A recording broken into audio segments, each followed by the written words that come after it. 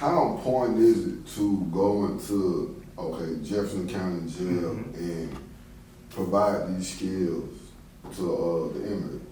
I think it is extremely important that our program continues to be a part of the Jefferson County jail system, because we're teaching them literacy skills, obviously improving their reading and writing skills, but we also are providing a level of encouragement to let them know that they're bigger than their last mistake and that their life isn't over. We focus on where they are educationally and we hone in there. But I'm telling you, it has to exceed beyond just education. It has to be a component of mentorship there. Because if you, through our program, let's say you acquire your GED, but if you're still feeling weighted down by your last mistake, if you're still feeling like you don't matter in society, how effective realistically will this person be upon release? How effective can they be if their self-esteem is not healthy? All of these things can lead to depression. And we don't want to go through the laundry list of things that can occur when a person is depressed, because nothing good comes from depression. Nothing. And so when a person, if I can speak one step further on that, and if a person is stuck in this mode of depression, it would, in my opinion, it could possibly cause that person to easily reoffend, because their self-esteem is not where it should be, even though they acquired their GED, even though they acquired the ability to read, write, and do basic math, but yet their self-esteem is not healthy. The way they feel about themselves is not healthy. And usually when most people deal with stuff, we deal with it alone, not realizing that there are other people that will help us and walk us through it.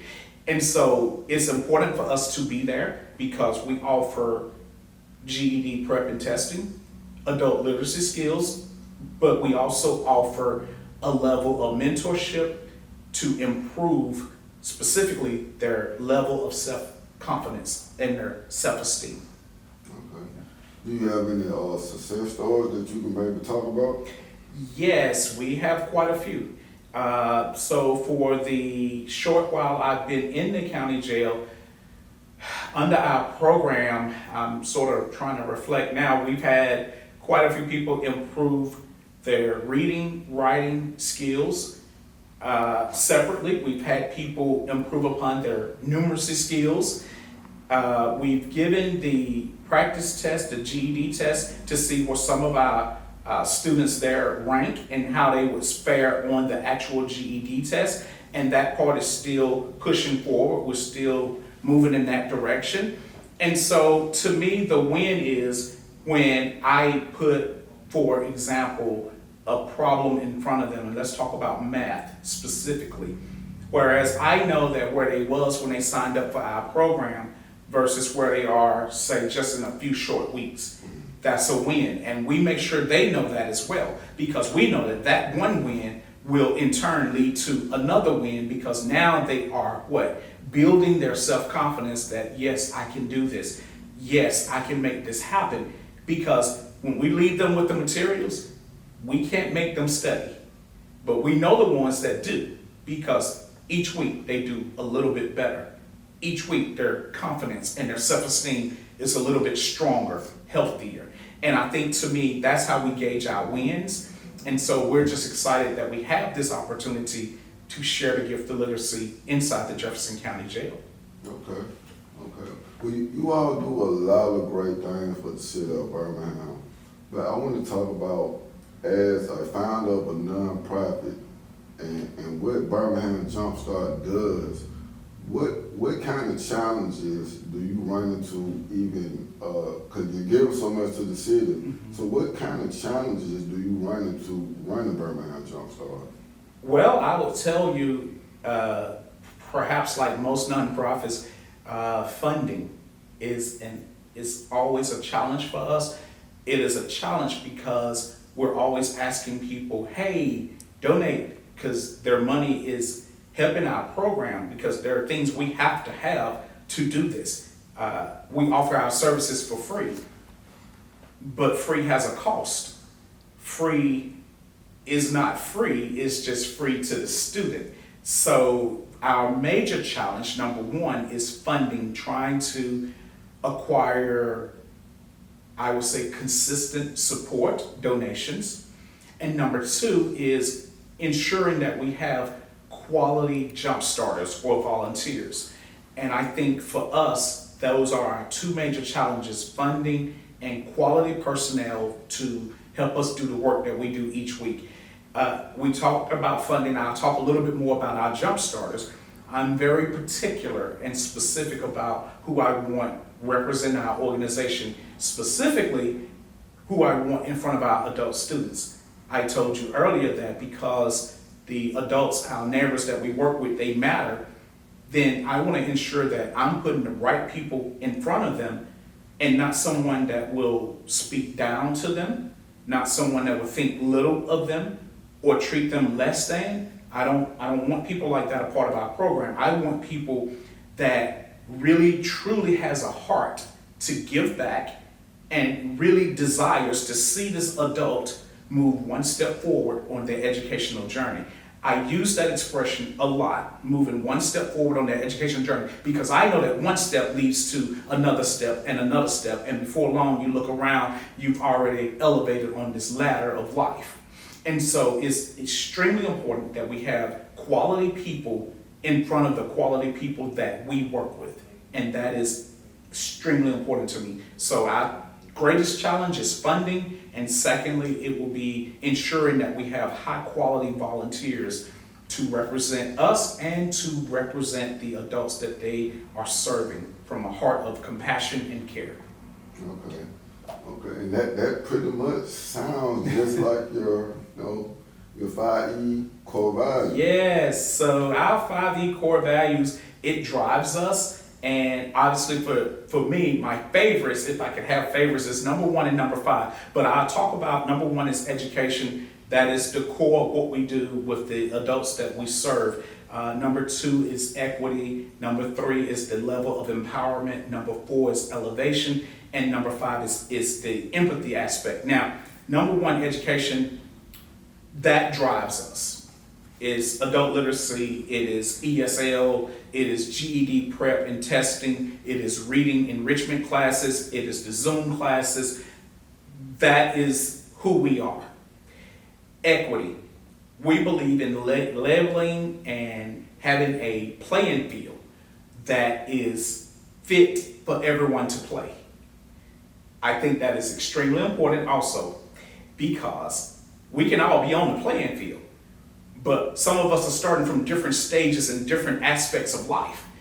Some of us have not been given a fair shake, and some of us never really started at the starting line properly. We've always been 100 feet behind the starting line, and so I think equity is important because we're leveling that playing field so we all can start and run this race. When we talk about empowerment, that is actually twofold. And one level of empowerment, it refers to the jump starters, the people that choose to empower another adult. And I think that is noteworthy because, again, the work of our jump starters is centrally important to what we do. So a level of empowerment, number 1, is we're saying thank you to the jump starters that help us. And then also there's a level of empowerment that the adult student will learn and gain from being a part of our classes, being a part of our programs. Elevation, I think that is just, if you put it in perspective, it is just a natural next step when someone is on their educational journey with our program, because as they're learning, as they're gaining, and that self-confidence, that self-esteem improves as well as their literacy skills, they will naturally elevate. And then lastly, empathy. I think to me, it is so important that we as an organization not show sympathy, but empathy. Let me explain. Number 1, as it relates to sympathy, sympathy is I feel sorry for. Empathy is I feel what you feel. So number 2, putting this in perspective with empathy, I think sympathy plays a part for some, but for us, empathy drives us. because if I feel what you feel, then I'm going to work harder to ensure you have the skills that you need that I have. This is why, as we spoke about earlier, when I put Birmingham Jumpstart together, my goal was to give back, but I wanted to effectively give back, and I chose adult literacy because I figured I can help an adult in that area. And so I feel what people feel that struggle with low literacy or no literacy.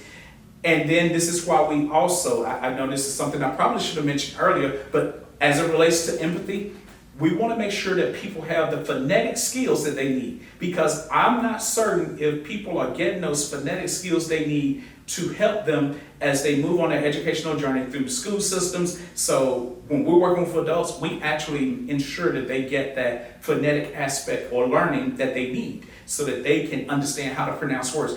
Again, we're talking about feeling what they feel. I struggle with phonics, and so for me, when I'm working with students, I want to make sure they understand how to pronounce a word. I want to make sure they know how to break a word down and understand the syllables. So that's why empathy is so important for me as being one of our core values. I listed it as number 5 because it is the one that holds all the other 4 together. That's why our core values matter so much. Oh, that's awesome. That's awesome. That's awesome. If you had to give some inspiration and motivation to the next person who might be inspired to start a nonprofit organization, but they're kind of on the fence and they just, you know, sometimes people are scared to take risks. What would you tell them to motivate them to go ahead and just take the jump? So that is a loaded question. So I would try to break it down as such. Number 1, I would tell them to pray diligently about it. Number 2, I would tell them, look at the passion that you have within you. The things that, if there are things that bother you, find out why it bothers you. Because what bothers you could be your passion trying to burst forth. For example, if you have a problem with how, I don't know, I'm just using for instance, if you have a problem with how maybe somebody drives on the road, then maybe you might need to consider, why does that bother you? Are you a bad driver, or are you called to perhaps teach a driving course and make sure people understand what the road signs mean? I know that sounds crazy and trivial, but this is just an example.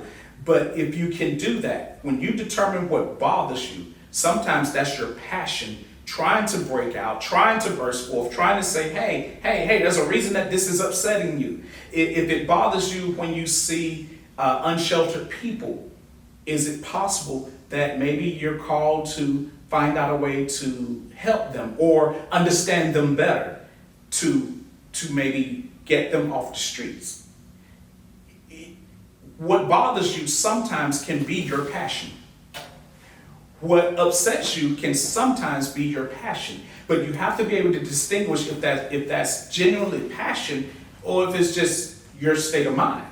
Meaning, how do you feel about it? If it bothers you, for instance, when you see people walking on the streets of downtown Birmingham and they're seemingly talking to themselves, walking and doing this, does that bother you to the point that you feel a need or a desire to help?